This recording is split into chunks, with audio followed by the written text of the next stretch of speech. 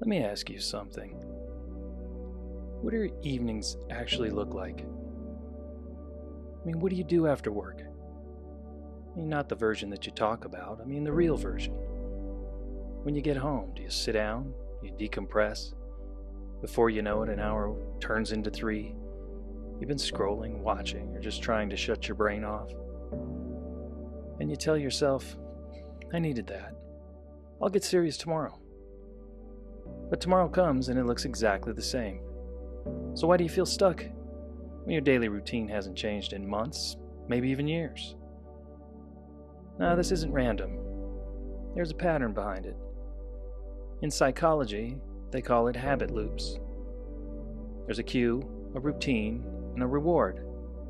So you feel stressed, you reach for comfort, you get temporary relief, sure. And your brain learns this. Let's do it again. Now, over time, it becomes automatic. It's not because you're lazy, but because your environment and habits are reinforcing the same behavior every day.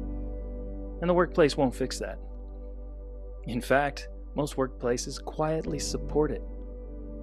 Because if you look closely around you, a lot of organizations are not designed for growth. They're basically designed for stability. Consistency, predictability, low disruption, sure. So if you do your job, say the right things, and stay in your lane, well, you can survive there indefinitely.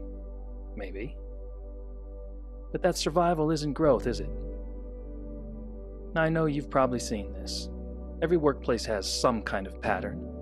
Now, there's a few people who are actually moving things forward, if at all. They prepare before meetings, they ask better questions, don't they? They follow up on things. And they're learning outside of work. Now, whether you can see that or not, for some, it's happening. These are the people who are sharper. They're more aware. They're absolutely more intentional. And then there's the majority. Well, they're not bad people. Maybe a lot of them are your coworkers. They kind of operate on an autopilot. They show up, sure, they respond. They repeat the language. They answer Slack messages. They say things like, let's circle back. Let's get aligned on that. Is this going to move the needle for us? But if you step back and you really look, not much is actually moving, is it? Now here's the part that matters. This doesn't surprise you. You've already noticed it. You know who's growing. And you know who's coasting. At least if you're paying attention, you should. So the real question is this. Which one of those are you becoming?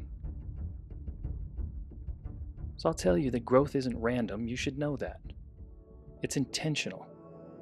And it almost always comes from doing things that feel uncomfortable. Speaking when it would be easier not to. Preparing when no one expects you to. Perhaps studying when it's not even required. Now that's where the separation happens.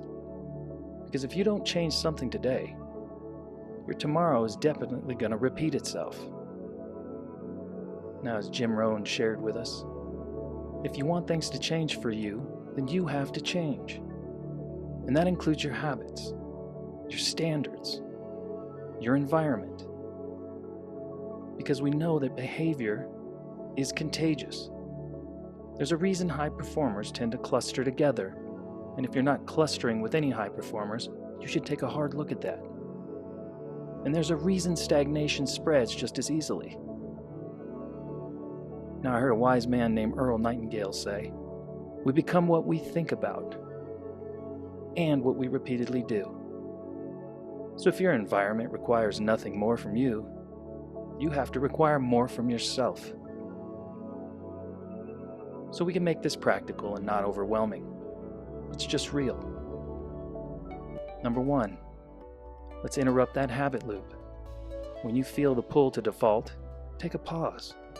Do something different. It doesn't matter what it is, as long as it's positive for your growth. Even for 15 or 20 minutes, it can make a difference. And that's how patterns are broken.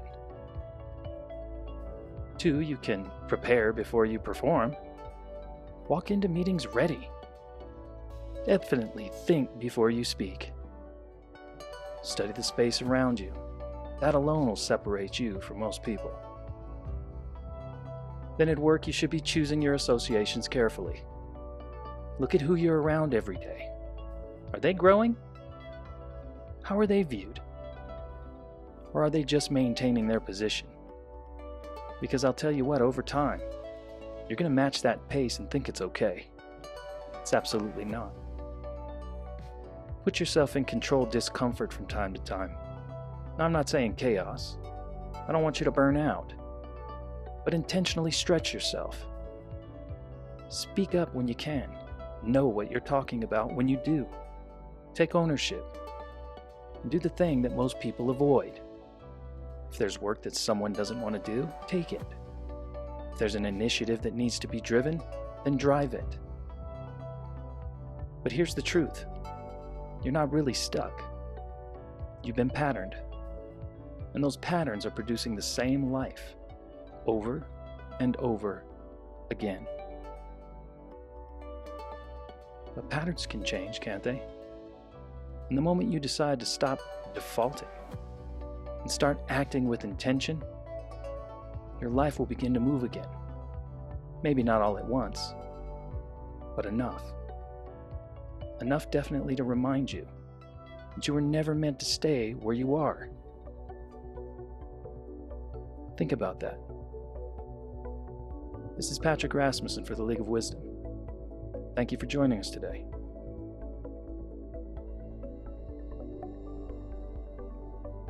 This is Patrick Rasmussen, and I thank you for listening to today's episode.